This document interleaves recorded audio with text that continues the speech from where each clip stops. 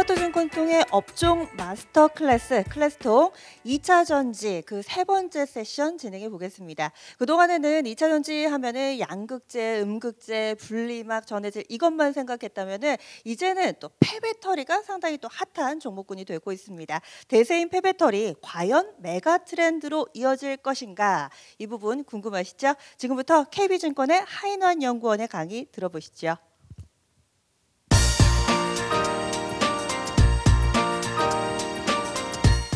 네, 안녕하십니까. 저는 KB증권 리서치센터에서 주식 시황 포지션을 담당하고 있는 하인환이라고 합니다. 주식 시황 애널리스트가 뭔가라고 생각하실 수도 있을 것 같아요. 그래서 제가 어떤 일을 하는지부터 먼저 좀 짧게 말씀드리고 그리고 이제 폐배터리 관련된 내용을 바로 말씀드리도록 하겠습니다.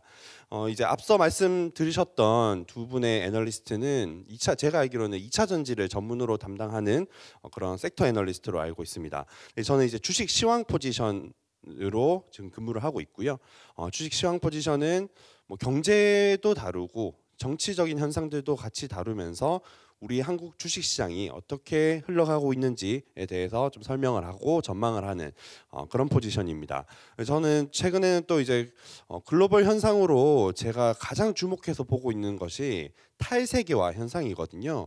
탈세계화라는 현상 아마 표현을 한 번쯤은 들어보셨을 것 같습니다. 제가 뒤에서 자세하게 말씀드리겠지만 이런 탈세계화 현상이 2020년대 1년 만에 끝나는 현상은 아니고 몇 년간은 앞으로 더 지속될 수 있는 아주 큰 흐름이라고 저는 생각을 하고 거기서 나타날 수 있는 파생되는 투자 아이디어들을 계속해서 선별을 하고 있습니다. 그래서 제가 작년부터 로봇 같은 섹터들도 굉장히 적극적으로 좀 밀고 있고요. 이제 폐배터리도 로봇이랑 같이 가장 좋아하는 섹터 중에 하나입니다. 그래서 오늘은 폐배터리 말씀드리도록 하겠습니다.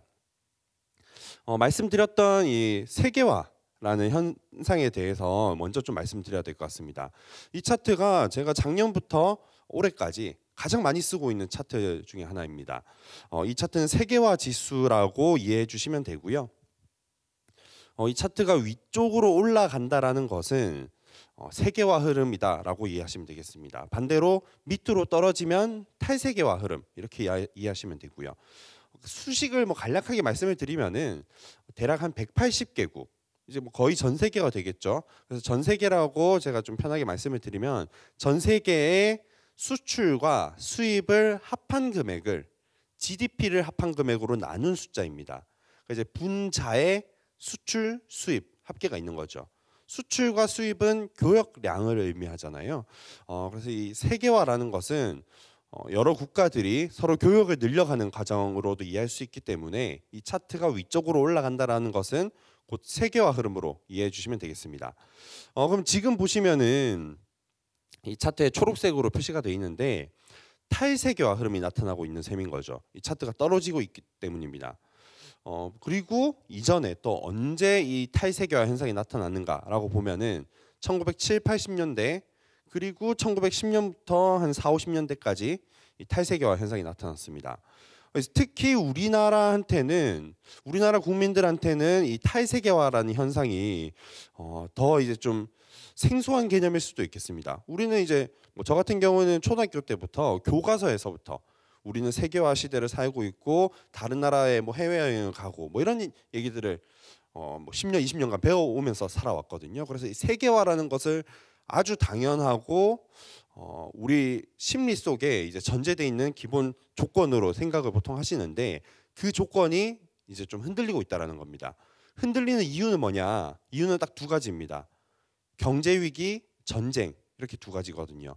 보시면 지금 전쟁, 뭐 러시아 우크라이나 전쟁도 있고요. 그리고 물리적인 충돌은 아니지만 이제 미국과 중국의 패권 정쟁도 있습니다. 그리고 경제 위기라고 하면은 뭐 코로나19 경제 위기도 될 수가 있고 지금처럼 인플레이션 리스크도 될 수가 있고요. 조금 더 길게 보면 이 차트가 사실 꺾이기 시작한 게 2008, 9년 정도부터거든요. 그래서 2008년에 있었던 금융위기 때부터 지금 사실 10년 이상 이 탈세계화 현상이 진행되고 있고 작년에 러시아 우크라이나 전쟁 때문에 우리 피부에 더 와닿게 느껴지고 있다라고 생각해 주시면 되겠습니다. 그리고 이제 또 앞서 보시면은 1970년대 저 때가 이제 또 좀 짧은 기간이지만 탈세계화 현상이 나타났던 시기입니다. 저 때는 이제 저희가 오일 쇼크로 기억하는 시기죠. 중동에서 전쟁이 발발하면서 중동이 이제 당시에는 원유를 대부분 공급했던 국가들이기 때문에 이제 그런 원자재와 관련된 위기가 전 세계 경제 위기로 이어졌던 시기입니다. 그리고 1910년부터 40년대는 1차 세계대전, 2차 세계대전, 그리고 그 유명한 미국의 대공황이 있었던 시기죠. 어쨌든 이런 경제 위기와 전쟁이 발발할 때는 사실 이게 원인과 결과 이게 뭐가 먼저냐라고 명확하게 구분해서 말씀드리긴 어렵지만 하여튼 이런 경제 위기와 전쟁이 발발하는 시기에는 탈세계화 현상이 나타난다라는 거고요. 탈세계화 현상이 나타나는 이유는 각 국가들이 서로 이기심을 발동하기 때문입니다. 그래서 지금 이제 이 탈세계화 현상에 주목하고 있고요. 그러면 이 탈세계화 시대에는 어떤 특징이 있을까? 저는 딱 한 단어로 말씀을 드릴 수 있겠습니다. 투자가 확대된다라는 거거든요. 이제 제가 말씀드린 투자는 뭐 주식 투자 이런 것보다는 이제 뭐 설비 투자나 뭐 이런 R&D 투자, 뭐 연구 개발 이런 것들을 의미합니다. 그래서 이런 탈세계화 시대에는 투자가 확대된다라는 거를 좀 먼저 말씀을 드리겠습니다. 사실 이것만 오늘 좀 기억해 주고 가셔도 여러 아이디어들을 낼 수 있을 거거든요. 이 투자를 좀 제가 강조해서 말씀드리는 이유는 제가 작년부터 이제 이 탈세계화 현상이 나타나고 있고 투자가 확대될 거다라는 주장을 작년 상반기부터 계속 했었는데 사실 지금은 대부분의 분들이 동의를 하실 거예요. 근데 작년에는 반발이 굉장히 심했습니다. 이유는 우리가 흔히 생각하는 이 투자 사이클은 경기 사이클과 동행한다라고 생각을 하거든요. 이제 기업들 입장에서 생각해 보시면 되겠습니다. 뭐 혹시 자영업을 하시거나 뭐 기업을 운영하고 계시면은 더 잘 이해를 하실 수가 있을 것 같은데 기업 이제 수요가 줄어들 걸로 전망이 될 때 과연 기업은 공장을 더 늘릴 수 있을까요? 아마 줄일 겁니다. 뭐 줄이진 않더라도 더 늘리진 않겠죠. 근데 이제 수요가 좋을 걸로 예상이 됩니다. 그러면 기업들은 공장을 증설을 해서 공급을 늘려서 그 수요에 대응을 해야겠죠. 그래서 이제 투자 사이클과 경기 사이클은 동행한다라는 것이 저희가 대부분 갖고 있는 일반적인 생각이고 일반적인 경제 논리였고 작년 기준으로 봤을 때는 이제 인플레이션이 올라가던 시기였습니다. 그래서 이제 곧 경기 침체가 오지 않겠냐라고 대부분 전망을 했던 시기거든요. 그런 상황에서 이제 투자가 늘어날 거다라고 하니까 당연히 이제 대부분 반발이 심했습니다. 그런데 제가 그럼에도 불구하고 투자가 확대될 거다라고 아주 확신을 가졌던 이유는 우리가 흔히 생각했던 그런 투자와 경기 사이클이 동행한다라는 생각은 사실 이 세계화 시대 때 형성된 어떻게 보면 고정관념이 셈인 거거든요. 근데 지금은 이게 뭐 몇 년 만에 나타나는 그런 현상이 아니라 3, 40년마다 아주 드물게 나타나는 특이한 현상입니다. 그래서 이 탈세계화 시대에는 아까 말씀드렸듯이 각 국가들이 이기심을 발동한다라고 말씀을 드렸었죠. 이기심을 발동을 하기 때문에 이제 미국 입장에서 말씀을 드리면은 미국이 더 이상 중국의 생산 공장을 믿을 수가 없습니다. 그리고 또 러시아를 생각해 보시면은 러시아의 원자재를 더 이상 믿을 수가 없는 거죠. 유럽이 과연 러시아의 천연가스를 다시 또 전적으로 믿고 수입을 해올 것인가? 뭐 물론 일부는 다시 수입을 재개할 수도 있겠죠. 그런데 이전보다는 분명히 그 물량이 줄어들 겁니다. 그러면 그 줄어든 물량을 어떻게 조달할 것인가? 결국 또 다른 투자를 해야 되는 거죠. 뭐 생산 공장을 다시 자국으로 가지고 오든 그런 원자재를 어떻게 이제 생산을 할 수 있도록 투자를 하든 그런 투자가 확대되는 것이 이 탈세계화 시대의 특징이다라고 봐주시면 되겠습니다. 그래서 지금 어제도 미국에서 IRA 세부 규정이 발표가 됐었죠. 그런 IRA 그리고 또 얼마 전에는 굉장히 관심을 많이 받았었던 특히 이 폐배터리 관련된 기업에서는 굉장히 많이 주목했었던 유럽의 CRMA Critical Raw Materials Act라는 핵심 원자재 법안이라는 것이 있었는데 그런 정책들을 이제 개별적으로 언급을 하시지만 그런 정책들이 발표되는 배경을 생각해 보시면은 바로 이 탈세계화 현상 그리고 탈세계화 시대에 나타나는 투자를 사실 한 사례로 보시는 거라고 생각하시면 되겠습니다. 그래서 이런 좀 근본적인 변화에 대해서 좀 먼저 말씀을 드리고 넘어가도록 하겠습니다. 이제 좀 폐배터리로 이제 조금씩 논지를 좀 좁혀가야 될 것 같은데, 제가 이번 주에 인도네시아 출장을 갔다 왔거든요. 오늘 새벽 7시에 이제 인천공항에 도착을 해서 집에 갔다가 잠깐 씻고 이제 다시 여기로 왔습니다. 인도네시아에 출장을 간 이유는 인도네시아가 전 세계 니켈 생산 1위 국가입니다. 매장량도 1위이고 생산량도 1위입니다. 근데 이제 뭐 2차 전지에 대해서 공부하시는 분들은 잘 아시겠지만 2차 전지의 핵심 원자재라고 하면은 리튬, 니켈 이런 것들이 들어가죠. 그 니켈을 지배하고 있는 국가가 바로 인도네시아여서 저는 인도네시아 4박 5일 출장을 다녀왔고요.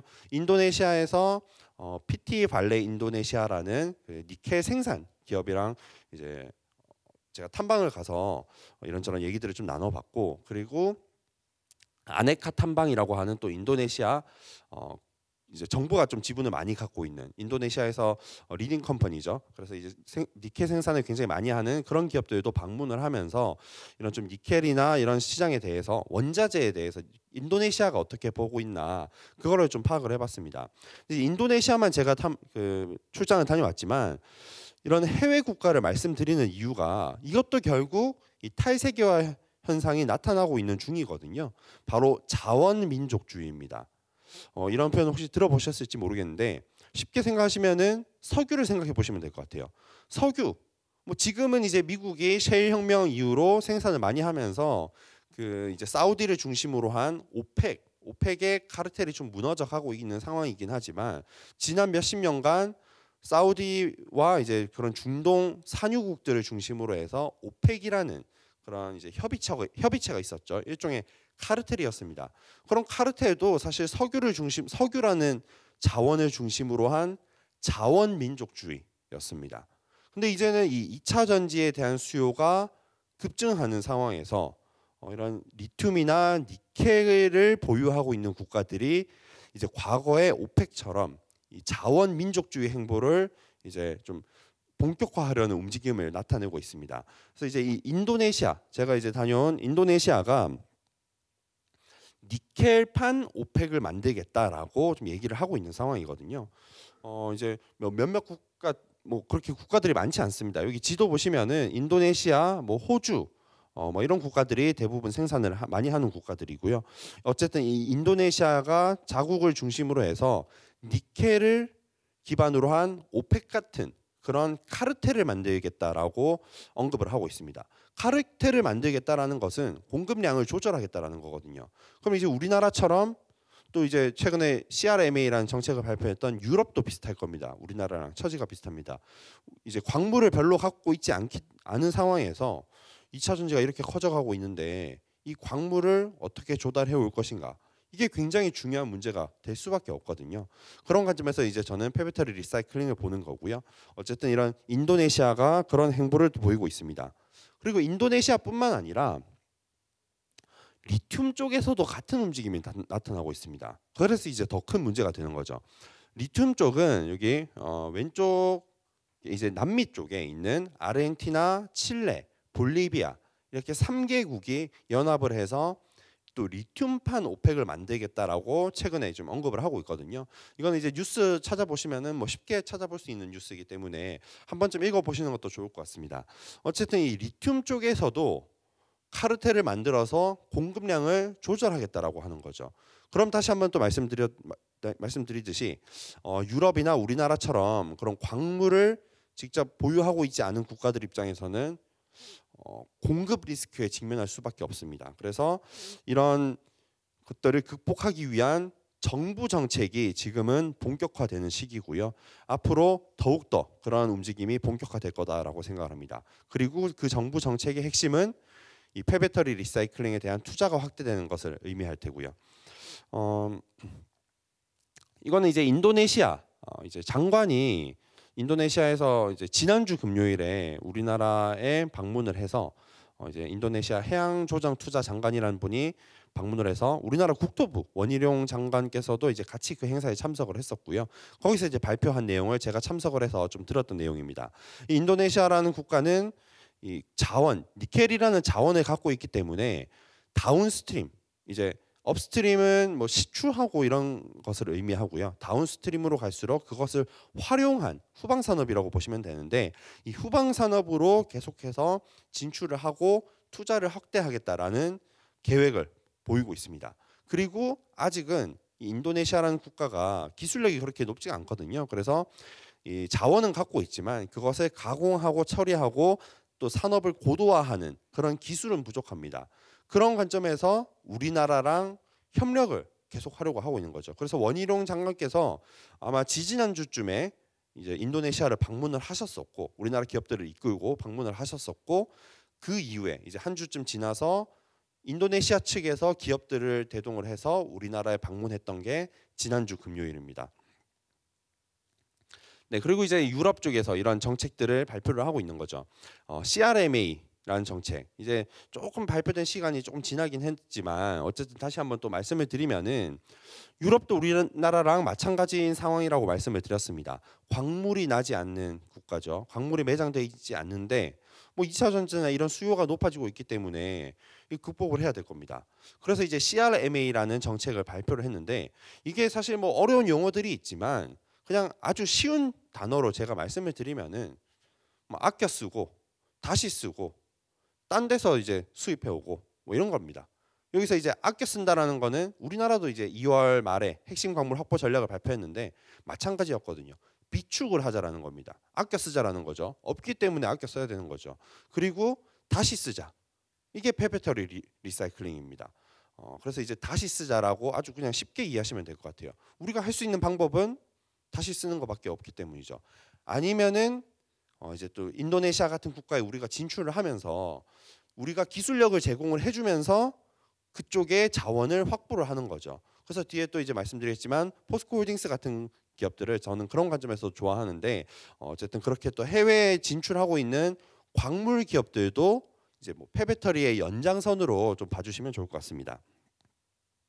그리고 이제 어제 밤에 발표됐던 미국 IRA 세부 규정, 이거는 사실 작년에는 발표됐을 때 이제 친환경 관련된 정책이다라고 보통은 얘기하셨던 것 같아요. 그래서 이제 이 전기차 쪽이나 2차 전지 그리고 뭐 태양광 풍력 이런 전반적인 친환경 산업들이 수혜를 받을 거다라는 기대감이 주식시장에 나타났었는데, 여기서 이제 제가 두 가지를 좀 말씀드리겠습니다. 첫 번째는 폐배터리 리사이클링도 여기에 이제 좀 어느 정도 반영이 되는 내용이거든요. 또 이제 핵심 광물들을 어떤 국가에서 가져오고 어떤 국가에서 처리한 거를 이제 세제 혜택을 주는지 그런 내용들도 반영을 하고 있습니다.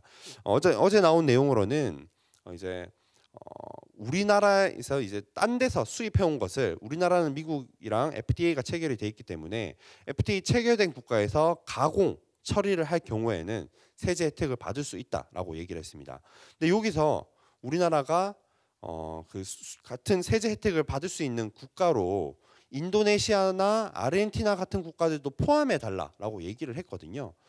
근데 이제 아직은 포함되지 않았습니다. 근데 여기서 이제 한 가지 좀 제가 말씀드리고 싶은 거는, 인도네시아가 아직 미국이랑 FTA가 체결돼 있지는 않거든요. 근데 올해 하반기 때 IPEF라는 협의체가 출범할 예정입니다.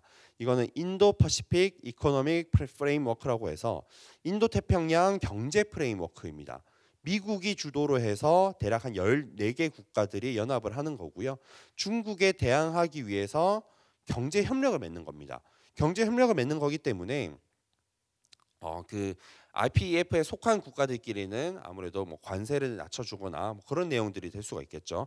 여기에 미국과 우리나라, 인도네시아, 인도 같은 국가들이 포함이 된다는 거죠. 그래서 제가 다녀온 인도네시아는 아직은 미국과 FTA를 체결한 국가는 아니지만 올해 한 하반기 이제 11월쯤으로 언급이 되고 있는데, 그 IPEF가 출범하게 되면 사실상 FTA를 체결한 효과와 비슷한 효과가 발생할 수 있고, 그렇다면은 인도네시아가 아직은 이 IRA에 그런 혜택을 받지 못하는 국가지만 그런 IPF가 출범하게 되면 그런 혜택도 적용 가능하게 되지 않을까 좀 그렇게 예상을 해볼 수가 있겠습니다. 그리고 이제 미국과 유럽 정책은 그냥 이 정도로 짧게만 말씀을 드리고요. 이 폐배터리 리사이클링과 관련해서는 특히 저는 국내 정책들을 굉장히 유심히 봐주시면 좋을 것 같습니다. 그래서 이제 좀 순서대로 하나씩 말씀드리려고 하는데 일단 원자력 발전을 제가 이렇게 넣어뒀거든요. 원자력 발전을 넣은 이유는 여기 저기 왼쪽 위에 노란색으로 이제 에너지 정책 방향이라고 적혀 있습니다. 이게 작년에 윤석열 대통령이 취임을 하시고 아마 7월쯤이었을 겁니다. 7월쯤에 새 정부 에너지 정책 방향이라는 것이 발표가 됐습니다.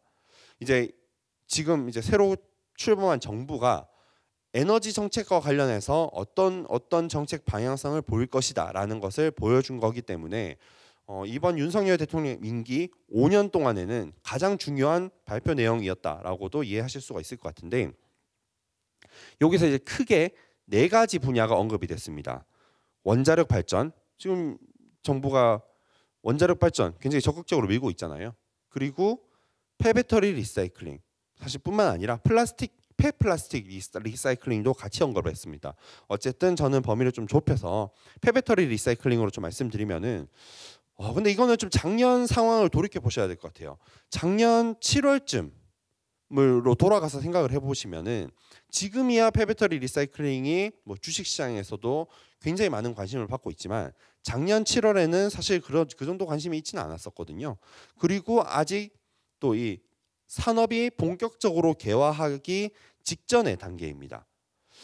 그런데 이제 정부에서 에너지 정책 방향에 이 리사이클링을 직접적으로 언급을 했다라는 거죠. 그리고 이거 외에 또 언급을 했던 산업이 수소, 태양광 풍력입니다. 참고로 태양광 풍력은 좀 이렇게 같이 묶어서 이렇게 포함이 됐거든요.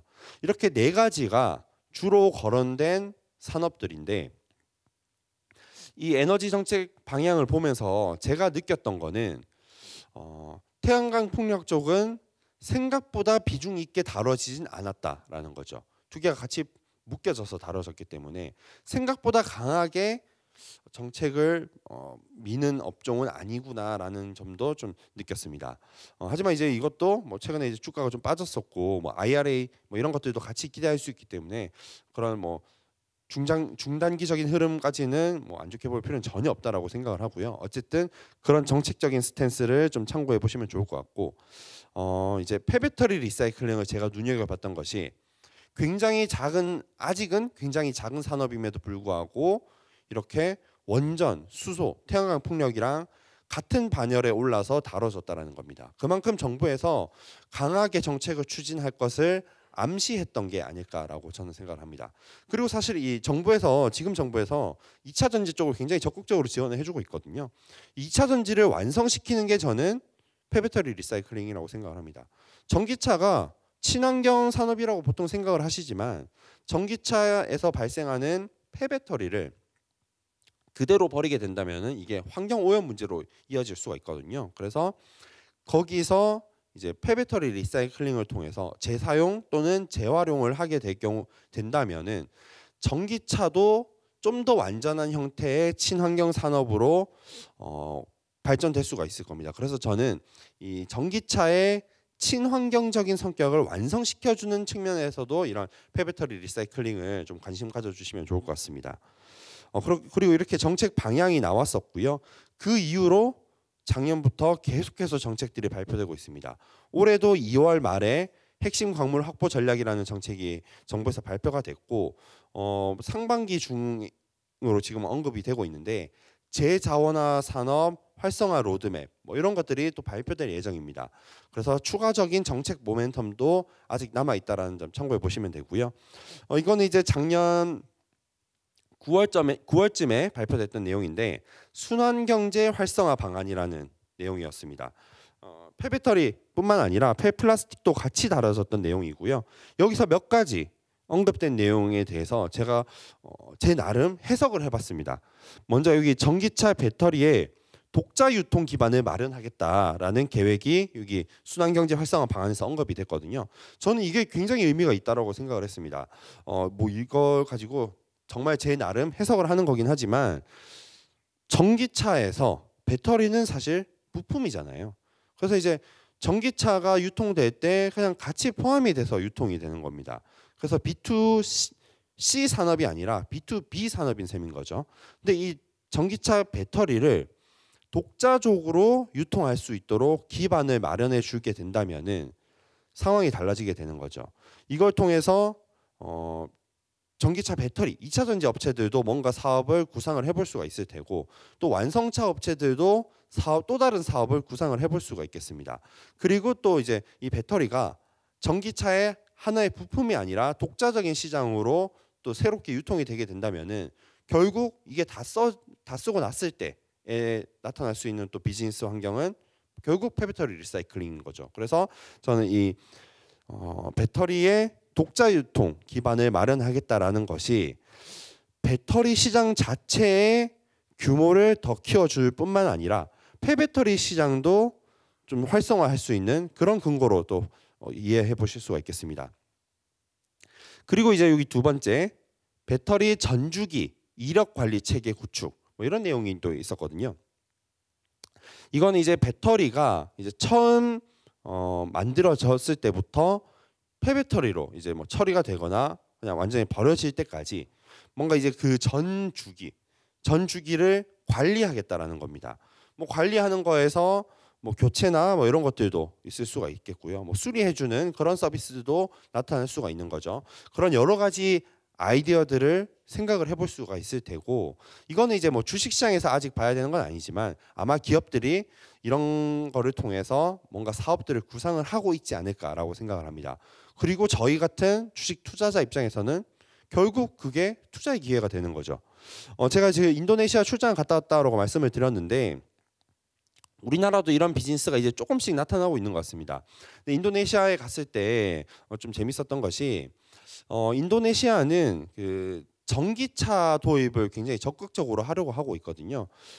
왜냐면은 본인들이 이제 니켈이라는 그런 자원을 갖고 있기 때문에 그 자원을 공급해 줄 테니 우리나라처럼 이런 2차 전지 또는 전기차 관련 기술을 갖고 있는 기업들은 그 자원에 대한 접근성을 제고하기 위해서 기술 투자를 할 수 있는 거죠.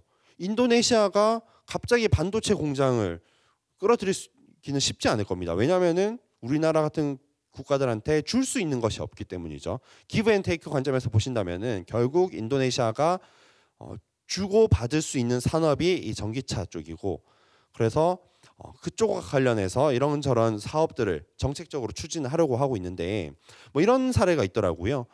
거기는 이제 오토바이를 많이 탑니다. 뭐 이제 소득이 좀 낮아서일 수도 있고 여러 가지 이유가 있을 수도 있을 텐데 우리나라보다는 오토바이를 훨씬 많이 탑니다. 그리고 이제 그 오토바이가 전기 오토바이가 보급이 되고 있거든요.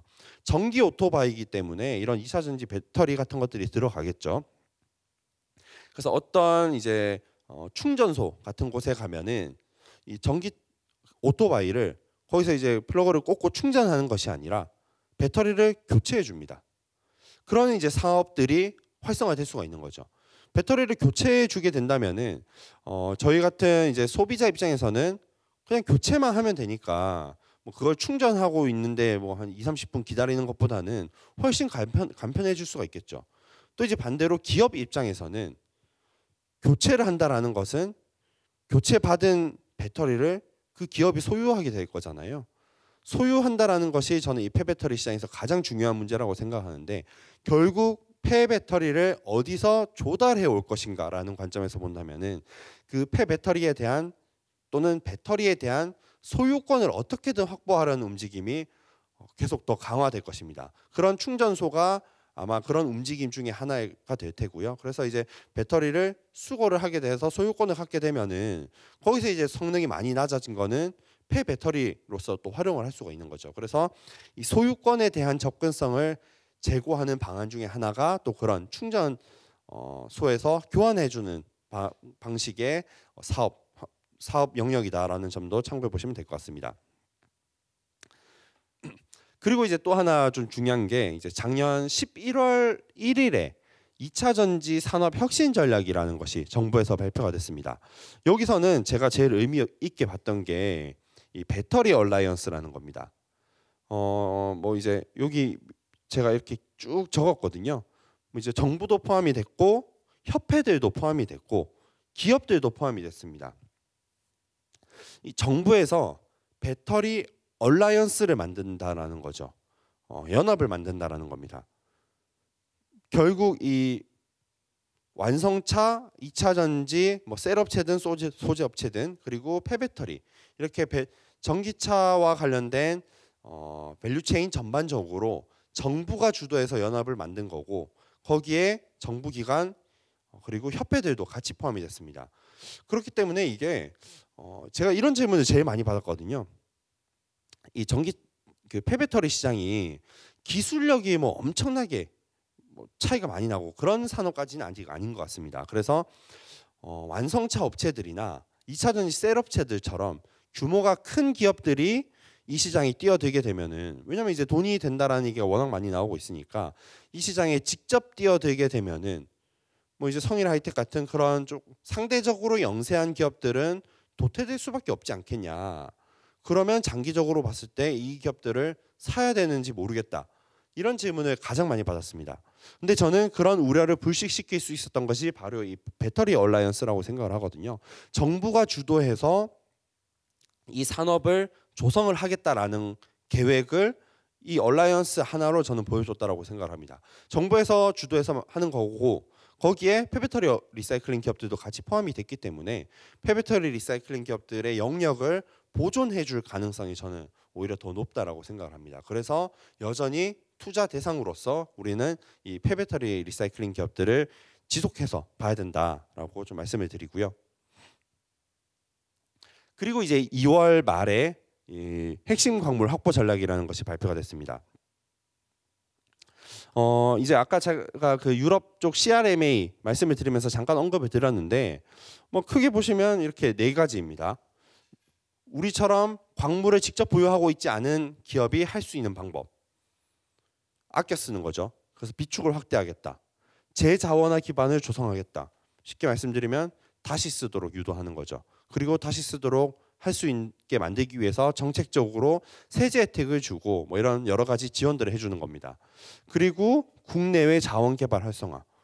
뭐 우리나라에도 열심히 찾다 보면 일부 광물들을 찾을 수 있을 테고 특히 해외 광물 자원을 개발하는데 더 적극적으로 지원을 해주는 거죠. 그래서 제가 뭐 말씀드렸던 그 인도네시아 사례로 또 다시 또 돌아가서 말씀을 드리면은 국토부 장관이 왜 기업들을 대동을 해서 거기까지 가실까?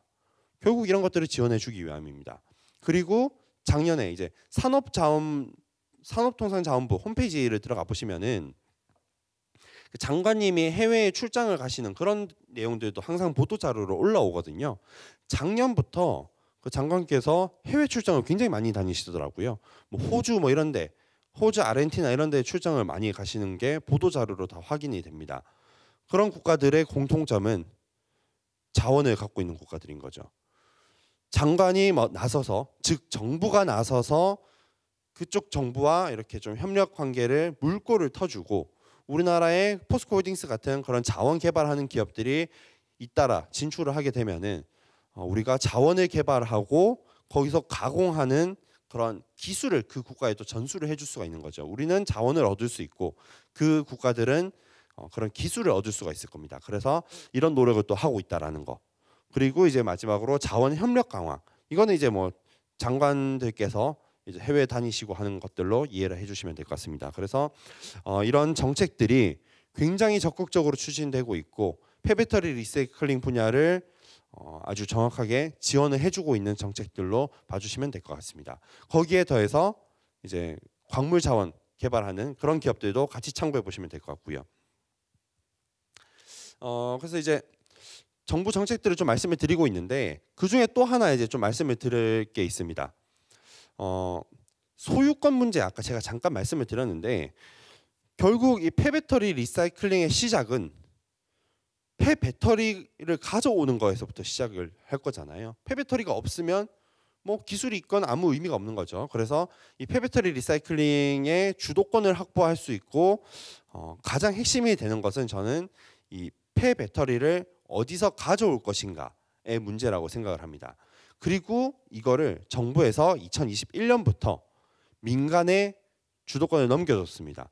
사실 그 전까지는 전기차 혹시 사보신 분들은 아시겠지만 전기차 살 때 정부에서 지원금을 줬잖아요. 그렇기 때문에 이 전기차에 있는 나중에 폐차를 할 때 전기차 배터리를 지자체에 반납을 했어야 됐습니다. 그러면 이제 정부에서 관리하는 그런 뭐 수거센터나 이런 곳에서 그런 것들을 이제 기업들에 넘기는 거죠. 일단 정부를 한번 거쳐가게 됩니다. 근데 이번에 2021년부터 바뀌게 된 내용은 2021년부터 등록되는 전기차에 대해서는 이 전기차 배터리의 소유권을 반납할 의무를 없애버리고 전기차 배터리의 소유권을 차주에게 귀속시키겠다라고 바꿨습니다.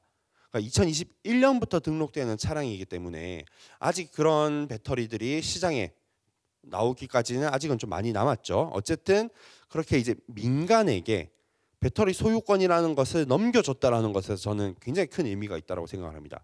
근데 이제 문제는 저 같은 자동차 소유주가 이 폐차할 때 배터리 어떻게 뭐 따로 빼서 뭐 할 수가 없을 거거든요. 뭐 굉장히 그런 잔재주가 좋으신 분들은 또 어떻게 잘 하시겠지만 아마 대부분의 99.9%의 소비자들은 그걸 어떻게 처리할지 잘 모를 겁니다. 여기서 이제 기업들이 또 사업을 할 수 있는 방안을 구상을 하겠죠. 뭐 이건 좀 예를 들어서 좀 생각을 해보시면 좋을 것 같은데 완성차 업체들이 먼저 뭔가 주도권을 점하려고 할 겁니다. 이제 소유권이 차주에게 귀속이 되기 때문에 완성차 업체가 이 전기차를 판매할 때부터 조건을 걸 수가 있는 거죠. 예를 들면 배터리에 대해서는 리스 형태의 조건을 거는 겁니다. 그러면 이제 소비자들 입장에서는 이거 어차피 내 소유여봤자 내가 뭐 할 수 있는 것도 아니고 이거를 리스 형태로 하게 되면은 전기차 구입 비용이 낮아질 수가 있는 거죠. 반대로 완성차 업체에서는 추후에 그 배터리를 수거할 수 있는 주도권, 소유권을 가져올 수가 있게 됩니다. 그래서 그런 리스 형태의 비즈니스를 완성차 업체들이 해나가지 않을까라고 생각을 하고요. 그리고 또 2차 전지 기업들도 가만히 있지는 않겠죠. 2차 전지 기업들이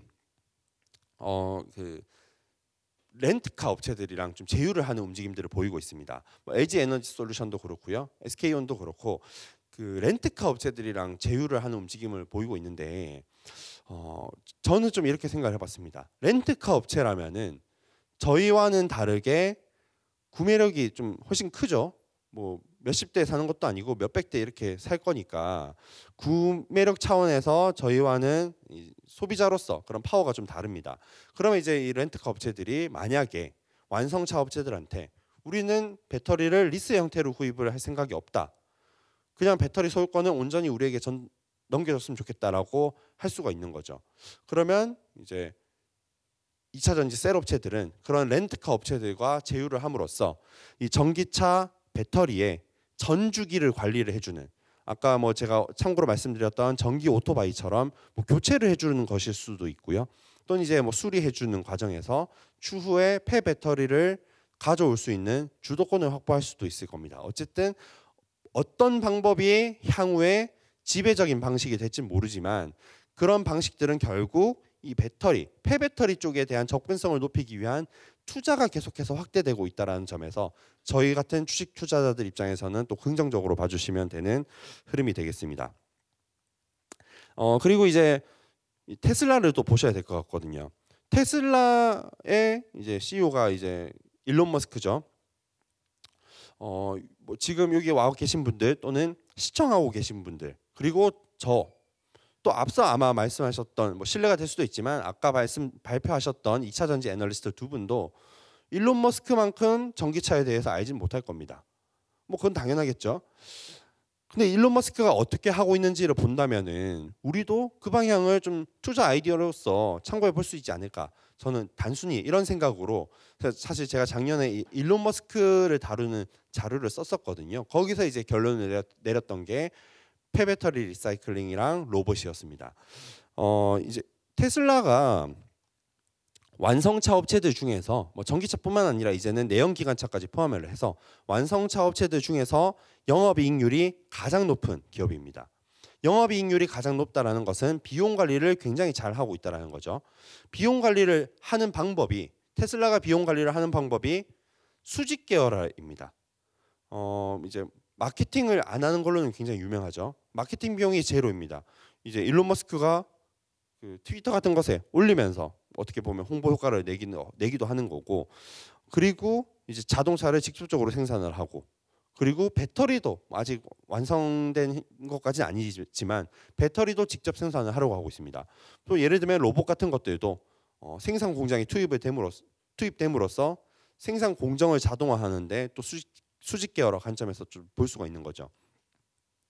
근데 이 테슬라가 수직 계열화를 굉장히 잘 함으로써 영업이익률을 극적으로 높여가고 있는데, 유일하게 수직 계열화가 되지 않은 분야가 제가 생각했을 때 딱 한 군데가 있더라고요.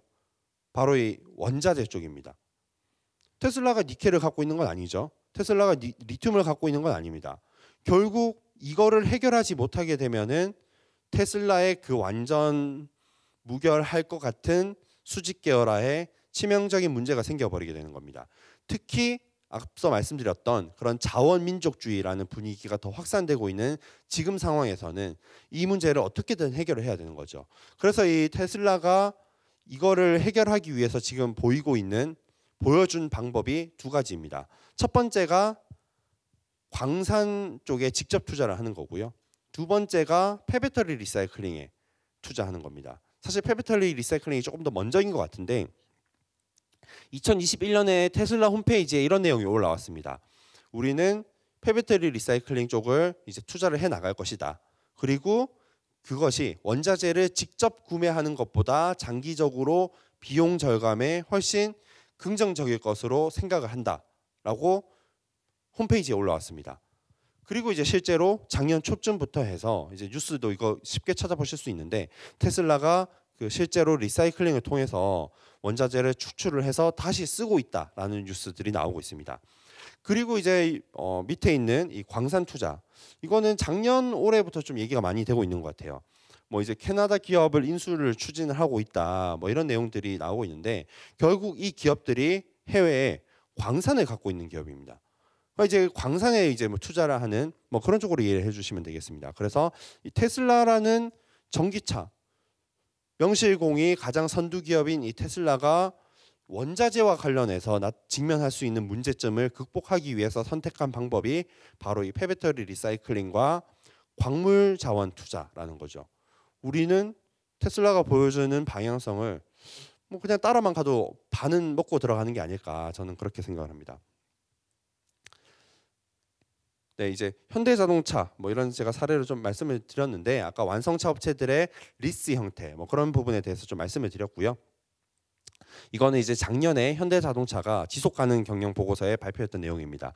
배터리 회수를 하고 재제조를 하고 ESS를 하고 재활용을 하고 이런 사업을 구축을 해나가겠다라고 발표를 했던 내용입니다. 네, 그리고 이거는 인도네시아 측에서 발표를 했던 내용인데요. 인도네시아에서도 이 니켈을 많이 갖고 있음에도 불구하고 이 리사이클링을 결국 하겠다라는 방향성을 또 발표를 하더라고요. 이 리사이클링을 하지 않으면은 결국 거기서 발생할 수 있는 환경오염 문제가 또 이제 인도네시아에도 위협이 될 수가 있기 때문에, 그런 측면에서 이 리사이클링에 대해서 투자를 확대해 나가겠다라고 얘기를 했습니다. 그래서 이제 투자 아이디어는 좀 짧게 말씀을 드리겠습니다. 굉장히 단순합니다. 첫 번째는 지금은 이제 이 폐배터리 리사이클링 쪽을 지원해주는 그런 해외 정책들이 동시다발적으로 발표되는 시기이기 때문에, 그런 정책의 수혜를 조금 더 직접적으로 받기 위해서라면은 해외 공장을 갖고 있는 기업들을 봐야 한다라는 거죠. 일단 현재 기준으로는 이 성일 하이텍이 가장 대표적이고요. 그리고 이제 최근에 좀 다른 기업들도 해외에 공장을 지으려는 그런 움직임을 보이고 있으니까 또 그런 측면에서 봐주시면 될 것 같고, 사실 이제 좀 아쉬운 거는 2월부터 해서 주가가 굉장히 많이 올랐습니다. 그리고 이제 두 번째 컨셉은 에코프로랑 포스코 홀딩스입니다. 수직 계열화가 가능한 기업을 봐야 된다는 거죠. 폐배터리 리사이클링 산업이 기술력이 엄청나게 차이 나는 그런 산업은 아니거든요. 그러면 이제 단기적으로는 저는 문제가 없다라고 생각을 하지만, 장기적으로 봤을 때 결국 문제가 될 수 있는 것은 기술력이 다 고만고만해졌을 때 많은 기업들이 이 시장에 참여를 하게 되면은 공급자가 많아지게 되는 거죠. 그러면은 공급할 기업을 확보하고 있는 기업이 단연 유리할 수밖에 없을 겁니다. 그래서 뭐 지분 투자를 받았든 또는 계열사에 납품할 업체가 있든 그런 관점에서 이 수직 계열화가 가능한 기업들을 주목해서 봐야 된다라고 생각합니다. 그런 관점에서 이제 이 에코프로가 가장 좀 대표적인 기업 중에 하나고요.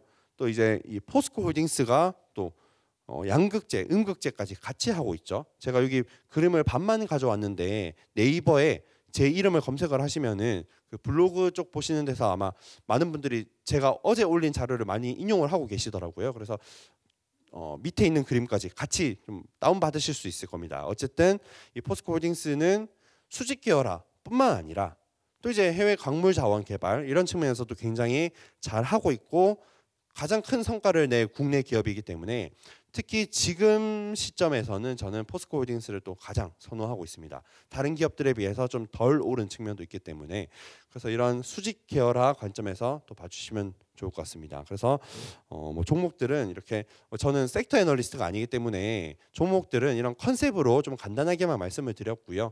앞서 이제 말씀드렸던 뭐 좀 경제 전반적으로 또 정치적으로 나타나고 있는 현상들이 이 폐배터리 리사이클링에 대한 투자 확대로 이어지고 있는 그런 흐름에 주목을 하시면서 이 폐배터리 리사이클링 결코 단기적인 흐름은 아니고 장기적인 흐름 관점에서 스터디하고 또 관심 가져주시면 좋을 것 같습니다. 네, 오늘 제가 말씀드린 내용은 여기까지 준비했고요. 저는 KB증권 하인환이었습니다. 감사합니다.